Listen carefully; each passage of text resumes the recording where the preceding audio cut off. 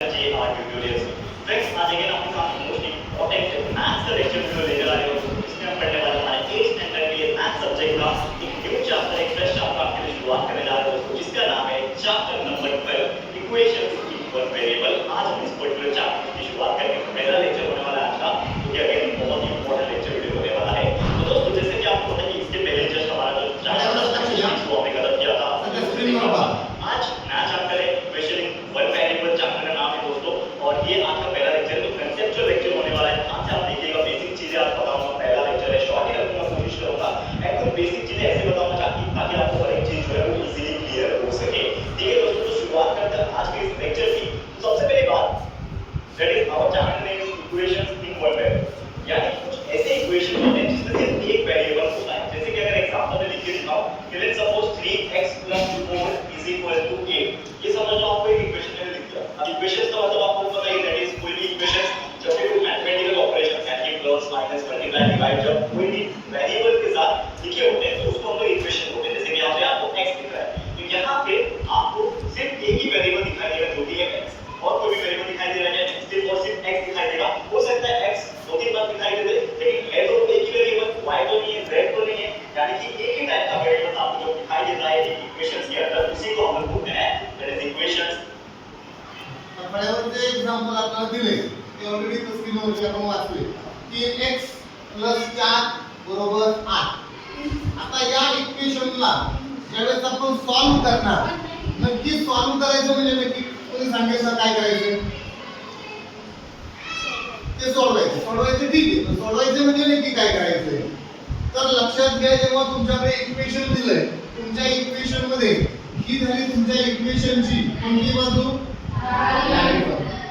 ही झाली तुमच्या इक्वेशनची कोणती बाजू तुमच्या इक्वेशनच्या मांडणीमध्ये बरोबर चिन्हाच्या डाव्या बाजूला कोणतं चिन्ह आलेलं आहे बरोबरचं चिन्ह आले ना त्याच्या डाव्या बाजूला जे काही तुमची डावी बाजू आहे त्याच्यामध्ये एक चल आहे कोणतं चल आलं x आणि मग जेव्हा तुम्ही इक्वेशन सोडवणार तेव्हा तुम्ही त्या चलाची काय करणार किंमत शोधणार।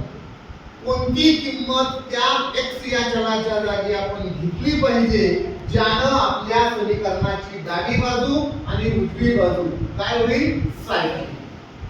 हे आपल्याला इक्वेशन सोडवून शोधायचं। इथं आपण पेपर एकदा पाहणार आहोत पण तत्पूर्वी पहिल्यांदा आपण सोडवत असताना नेहमी लक्षात घ्या चलाची किंमत शोधत असताना चल तुमचं डाव्या बाजूला आले मग ते चल एकटंच या डाव्या बाजूला की त्याच्यासोबत कुठल्या कुठल्या संख्या पण आल्या कोणकोणत्या संख्या आल्या त्यातली कोणती अशी आहे जी सगळ्यात अगोदर आपल्याला कॅन्सल करावी लागेल 4 कसला 4 येतो तो कशाने कॅन्सल होईल मग आपण तेच इक्वेशन परत मांडणार 3x 4 8 जो स्पेस सोडलाय आता दुसरा जो स्पेस सोडलाय त्या स्पेसला आपण लेफ्ट साइडला काय येणार -4 आणि राइट साइडला पण काय येणार -4। समीकरणाच्या दोनही बाजूतून समान संख्या आपण कमी केल्यानं समीकरण बदलत नाही। या +4 च्या सोबत घेतलेल्या -4 चा फायदा असा झाला की दोघांची बेरीज किती येते 0। पर्यायानं तुमच्या डाव्या बाजूला फक्त असा काय उरला 3x आणि उजव्या बाजूला 8 - 4 उत्तर किती आलं 4। आता तुम्हाला पुढे जायचंय आणि आता शोधायचंय की जी स्टेप तुम्ही आता लिहिली त्या स्टेप मध्ये 3x हे जे तुम्ही मांडलंय त्याच्यामध्ये 3 आणि x यांच्यात कोणती क्रिया चाललेली आहे तो गुणणारा 3 जर घालवायचा असेल तर तुम्हाला काय आणावं लागेल मग आपल्याला भागावं लागेल इक्वेशनला दोन्ही बाजूला कितीने भागावं लागेल 3 गुणिले x 4 हे तुमचं समीकरण आहे।